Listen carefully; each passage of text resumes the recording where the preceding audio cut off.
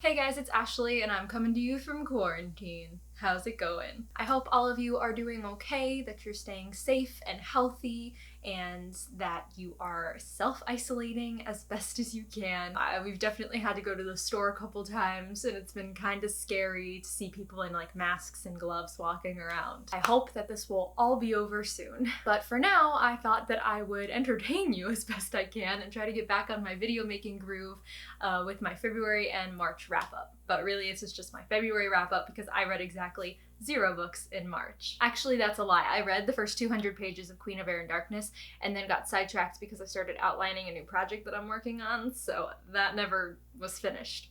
But I have my February wrap up here and I'm ready to talk to you about it. I think I read like 7 or 8 books in February, which was kind of crazy because I never really averaged that many. I read 7 in January, which was already crazy, and then I think I read like around 8 or 7 again, which I was like, who am I? So we've got a little bit to talk about. Let's get started. So the first book I read last month was Of Curses and Kisses by Sandhya Menon, which was one of my most anticipated releases of this year, if you guys remember in my video. Speaking of that video, I still haven't read the last Truly Devious book, and I'm kicking myself for it because I want to read it so bad, but I just have so many other things that I need to do, so anyway. That doesn't involve this. So if you guys remember, Of Curses and Kisses takes place in a boarding school in apparently the middle of Colorado. I did not know that. But we follow Jaya, who is an Indian princess. She's part of a royal family, even though India has a democracy now. And they go into the politics of that and everything in this story. But basically something bad happened with her sister. There was a scandal, and this family that they have always had a feud with, she believes was a part of it. So she has gone to this boarding school to try to seduce their son and then break his heart. And Gray, who is the son of that family that has the rivalry with Jaya's family, doesn't know anything is happening, doesn't know about any of this, doesn't care. He's just been in this boarding school for like 18 years because he thinks he's gonna die because of a curse that her family put on his family. So we've got all of these like ulterior motives / thoughts are elsewhere, and nothing is as it seems. I really enjoyed Jaya's relationship with Gray. I liked their characters. I really liked the setting because I love boarding school stories. But all in all, I did think the beginning was just a little slow, and there was a lot of like explaining of like backstory and things like that that just, you know, drowns the beginning of it a little bit for me, but by the end I was like totally for it. So all in all, I really enjoyed this one. Also, I wanted to give a big thank you to Simon Teen for sending me this book before its release date. Thank you.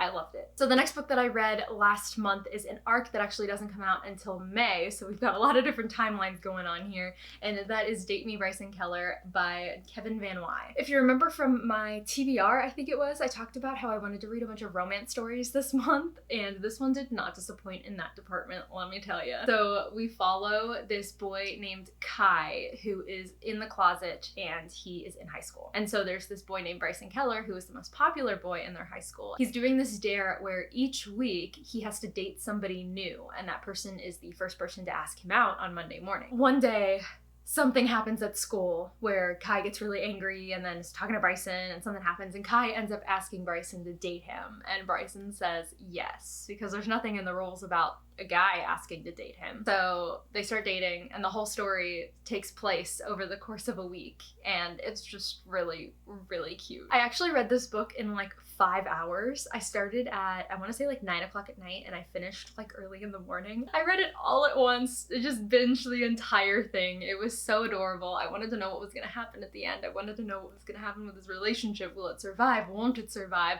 It was so cute. So highly recommend if you just want like a really good feel-good book. This is the one. So next, I read a book on my Kindle, and this one is one of the most hyped books that I have ever seen ever on BookTube, ever. And that book is clearly, if you can tell where I'm going with this, Red, White, and Royal Blue by, I always forget her name, Casey McKinston. This book, oh my god. This book was so good. It was so cute, and I loved it so much, and it definitely lived up to its hype for me. Oh my god. I really didn't have any expectations for this. If you don't know what the story is about, it's literally just a romance story about the first son of the United States, so the president's son, and the Prince of England. It's It's so cute, and I was not expecting it to be so funny and to be so like sarcastic, and I didn't expect Alex to literally make me like laugh out loud all the time. From the beginning to the end, I was just hooked. I wanted to keep reading. I wanted to know what was gonna happen. It was so good. Now when I hear people say that they've read this book like 8 times, I kind of understand why. I already want to reread it. The next book that I have on my wrap up was one that I was not expecting to read or planning to read or put in my TBR, so this was kind of a wild card here. But basically, I was scrolling through Instagram one night and I came across a post that Penguin Teen made that some of the like rom-com, YA romance books were only $1.99 on Kindle, and I was like, hell yes. So I bought a couple and I read one, and the one that I read was If I'm Being Honest by Emily Wibberley and Austin Sigmund Broca. Was not expecting to read this book, but thoroughly enjoyed it. It was just another like feel-good YA romance that you read and it just puts a smile on your face by the end. It's so cute. In short, this book is about this girl named Cameron who is always super, super honest with people, and one day it gets her in a little bit of hot water. So she decides to kind of reenact Taming of the Shrew in a way, to try to like tame herself and to make up for the past things that she's done. So she goes to the people that she's wronged in her life and tries to make it up to them. One of these people is Brendan, who reminds me so much of what's his name in John Tucker Must Die. Penn Badgley's character, I don't remember what his name was, but that movie, John Tucker Must Die, first of all, if you haven't seen that movie, go watch it. It's a classic. But oh my god, every time I was reading about this guy in this book, I just kept imagining him, and it just made the book so much better. Granted, that movie was made a while ago, so Penn Badgley's hair is like something else in that movie, but still, he's adorable, and that's what I thought of when I read this book, and that made it so much better for me. So the next book that I ended up reading is We Are The Wildcats by Siobhan Vivian. Now, I read the ARC, so I can't say for sure if it was at all like different from the book itself. I don't think it would have been, at least in like the big plot points that I remember the most, that stuck out to me the most, that I did not like that much. But I do want to put that out there. I did read the ARC. This is the physical copy that Simon also sent me, so there's that. But I read this book this month and I ended up giving it 3 out of 5 stars, which if you've watched my last wrap up I think I did from January, I said that a 3 out of 5 stars rating for me is not a bad rating by any means. It's just that I had some issues with the book and I probably wouldn't reread it, but overall I genuinely enjoyed it. So we basically follow this high school varsity field hockey team, and they're really, really, really close knit. And basically the story takes place the day before the first day of school. So it's the last day of tryouts, they pick the team, and then over the course of the night, they do this like, not really hazing, because it's not anything bad, but it's like sort of like a initiation thing where they all go to the school at midnight and hand out their jerseys and then go back and sleep over at somebody's house, and then they all go to school the next day. So that's where the story takes place. We follow 6 of the 20 girls on this varsity field hockey team, and I really enjoyed each of their characters. I think that they each sort of stood out in their own way, and I really did enjoy how in-depth we got into their lives, because this was, I feel like, a pretty character-driven story. We really learned more about them and who they are and their relationship with their coach, which I will get into in a minute. But their relationships with each other was what I thoroughly enjoyed the most, because they are doing all of this initiation stuff and they're, admitting their issues, and the whole big thing of this story is that they were 5-time champions, and last year was the first year that they lost. And so they feel like there's something wrong. They feel like they need to prove themselves in some way. And so they're all struggling with something different, but also something similar. And I just enjoyed that part of it. I enjoyed the character part of it, the girls. The part that I didn't like was all of the parts that made me extremely uncomfortable. I know this sort of thing happens in real life, but I just reading about it makes me so uncomfortable. The coach, which is what I said I would start getting to. The coach is so, icky. And I don't have another word to use other than icky, so we're just gonna stick with it, okay? But he's literally gaslighting these girls throughout the entire book. He's done it through the entirety of him being coach. And also, he never gets named. He's never named by first name in this book. He's just Coach, which makes him sort of this like symbol of gaslighting and manipulation and that kind of thing. It's just kind of like a symbolism of that. And I think that's what I didn't like the most about it. I just literally in the middle of this book, I wanted to DNF this so bad because it made me so uncomfortable. I was just not about what was happening. All in all, the ending was really great. You know, the girls come back from what they've realized about their coach. I'm not really spoiling that at all. I mean, if they didn't come back from that, then there wouldn't really be a story. Something's got to change from the beginning to the end, people. So just putting that out there. But yeah, 3 out of 5 stars. Probably would not reread because of how icky the coach was and how much I didn't enjoy him.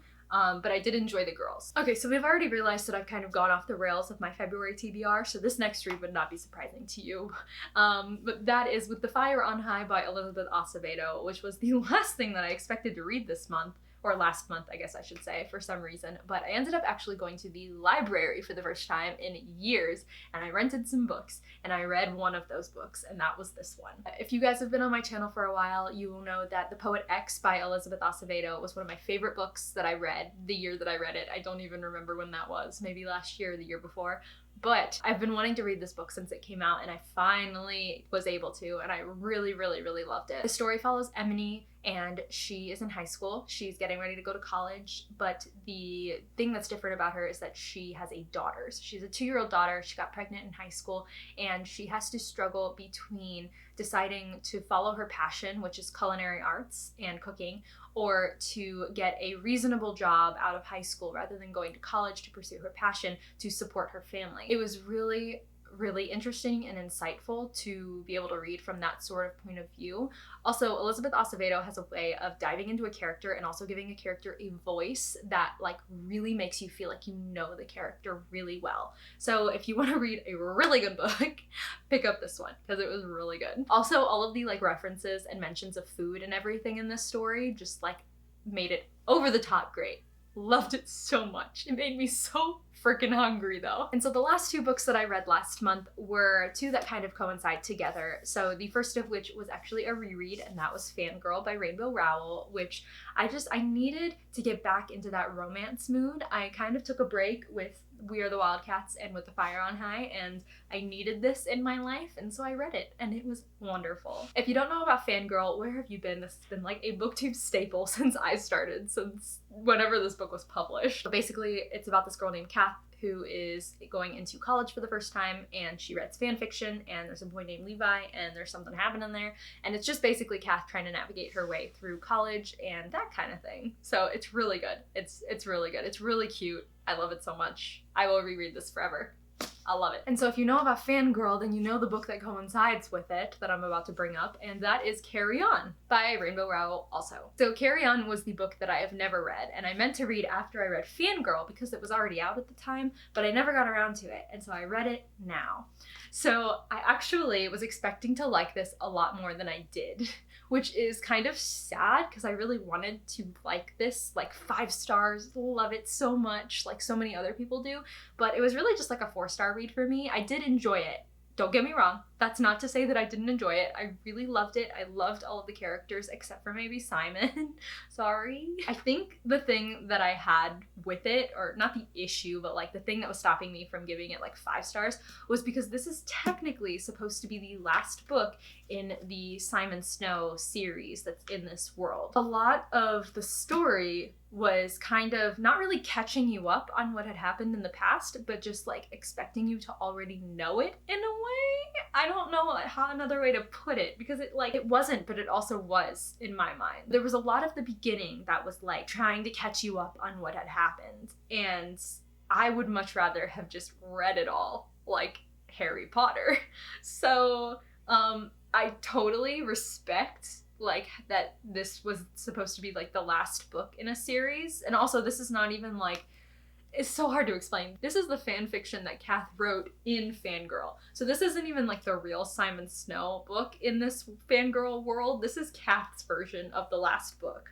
So with that in mind, my first thought still stands. I don't know. There was just something keeping me back from making it like a 5-star book, but I did really, really love it, and I loved the love story. Who does not love the love story? Come on. So those were all of the books that I read last month. Like I said, I haven't really read anything this month, so there's really nothing else to show you. Since I'm trying to get back on my video making grind, if you guys have any video recommendations, suggestions, anything like that you want me to film or are interested in hearing from me, let me know in the comments below. If you guys have a favorite book that you read either this month or last month or within the first 3 months of the year, I don't know, let me know down below. Talk to me in the comments. But I think that is going to be it for this video, so I hope you are staying safe, stay healthy, stay indoors, and thank you for watching. All of my social medias are in the description below, which is something I never say, but I'm gonna remember to say it this time. Anyways, thank you for watching, and I will catch you later.